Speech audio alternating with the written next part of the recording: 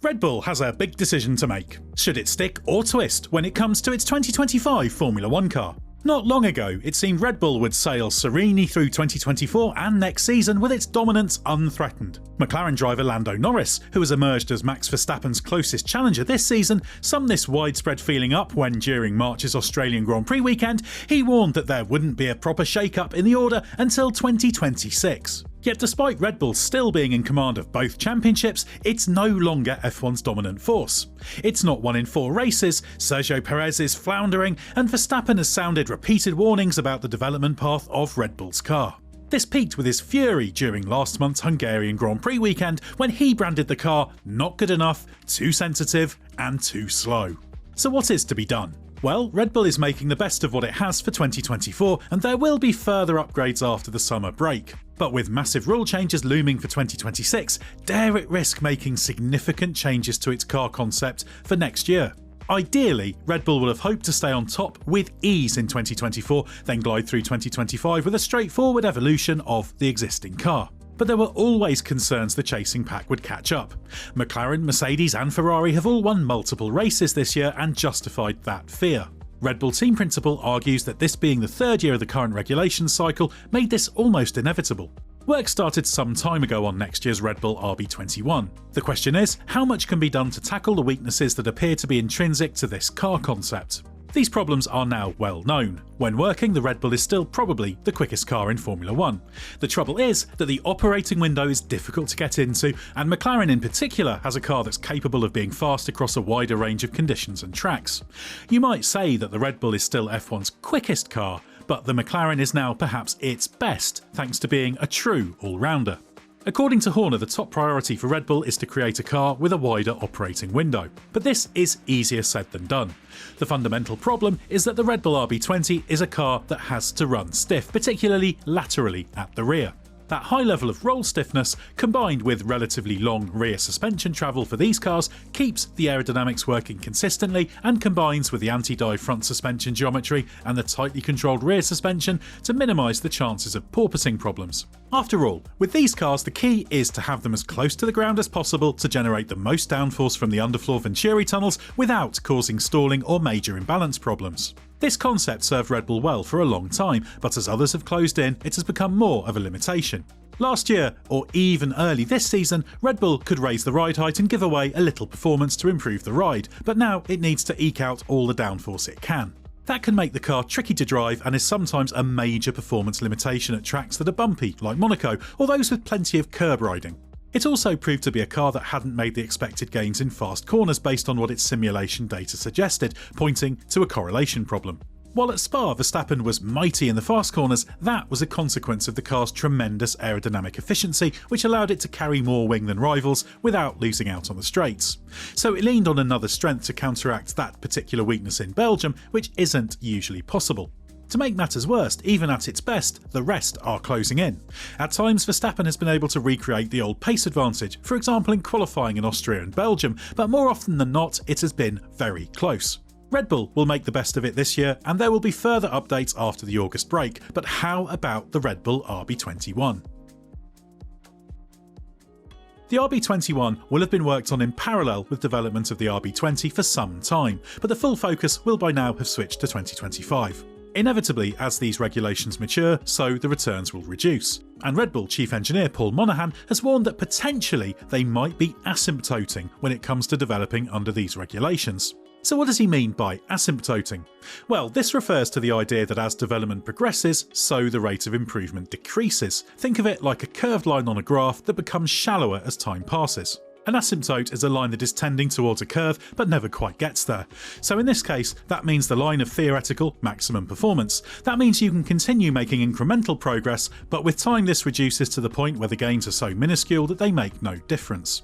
If this is the case, then Red Bull has to decide whether this is a phenomenon everyone is facing or not.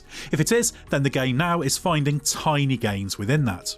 However, Red Bull's concept is a little different to others, so it could be that its car concept is fundamentally limited compared to others and it needs a change to unlock a higher ceiling. It's important to remember that this isn't just about the ride of the car. Red Bull could focus fully on improving the ride and end up costing itself performance. Verstappen has set tackling the ride problem as a high priority, but also warned that it could take time. It's hoped there will be small gains this year, but realistically it's the 2025 car that opens up the chance to make bigger changes. Monahan has warned that Red Bull must not focus on this perceived weakness at the expense of all other factors. The team will not address any one performance limitation in deference to another, meaning that it's all about what is the best global compromise for the track's F1 visits. That doesn't mean that it will shrug and ignore the problem, but it isn't going to focus on fixing it at the expense of all other virtues. But make no mistake, such changes will have been considered. The key question is how to get the best average performance across the range of 24 circuits F1 visits in 2025. Is it to have a more peaky car like the current Red Bull that is mighty sometimes but struggles on other occasions, or a more rounded McLaren-type performance profile with a car that really has only been undeniably the quickest on pace at the Hungaroring but is always right up there? However, even if Red Bull answers that question, there are reasons why making such changes might not be in Red Bull's best interest, despite the possible short-term gains.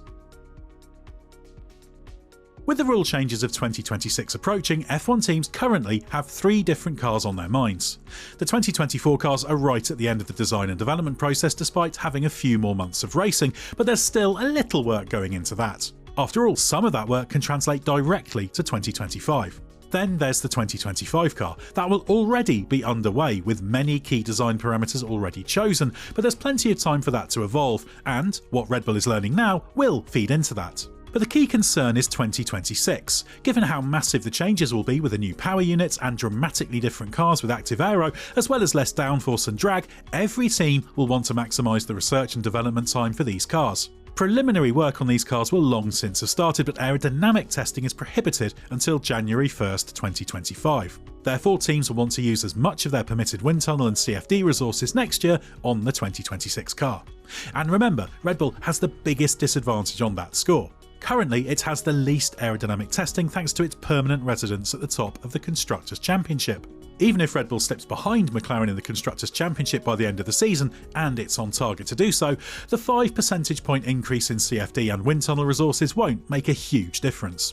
Combined with the limitations of the cost cap, this means there simply isn't the development room to manoeuvre to go aggressive on 2025 without seriously compromising 2026. As Monahan has said, it's all about working out how the available resources, and remember there's also the cost cap to consider, are split between these projects. And it needs to do all of this with the ongoing rumours about Verstappen losing faith in the team and overtures to sign him from Mercedes, as well as the departure of design genius Adrian Newey.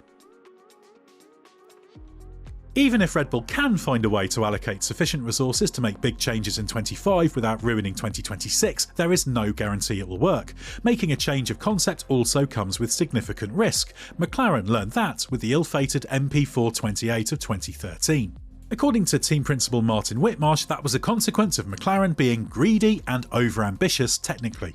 For the final year of a regulation cycle prior to the introduction of the 1.6-litre V6 turbo hybrid engines in 2014, McLaren opted for a major concept change. That was a big risk, given the change of direction had to pay off in one season, and the McLaren was fast in 2012. On average pace, it was actually the quickest car. That Lewis Hamilton fell out of title contention was largely down to operational errors and reliability problems. But the feeling was that if McLaren stuck with its concept, others could catch up, and to stay at the front it needed to be more aggressive, and big changes were made. The front of the chassis was raised, the front suspension went from pushrod to pullrod, and the side pods were very different.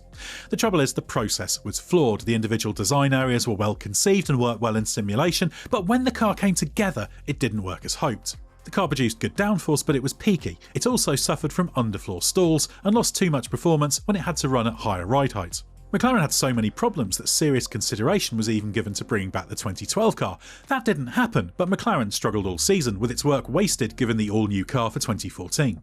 Drivers Jenson Button and Sergio Perez had a tough year in a car that never finished higher than 4th. McLaren slipped to 5th in the championship and fell into the midfield in terms of its overall pace. There's nothing to say Red Bull would suffer from the same fate, but this underlines the risk of being too aggressive when you only have one season to make it work. So what will Red Bull do? Well, the one thing we can be sure of is that it won't panic and make changes without good, sound science underpinning them. It's too good a team for that. McLaren and Mercedes have come on strong, while Ferrari hopes to get back on track with a post-break upgrade to fix the porpoising problems that have afflicted it lately. But Red Bull is still in a strong position. It could be that relatively subtle changes will open up the window of the car and improve the driver friendliness and ride. As Red Bull technical director Pierre Vacher said recently, it's not just about downforce gains, but allowing the driver to get the pace out of the car and keeping a good balance. But what's clear is that the decisions being taken in Milton Keynes right now could have a seismic impact on how the rest of 2024 plays out, Red Bull's chances in 2025, and the prospects of hitting the ground running with the new in-house Ford-badged engine in 2026.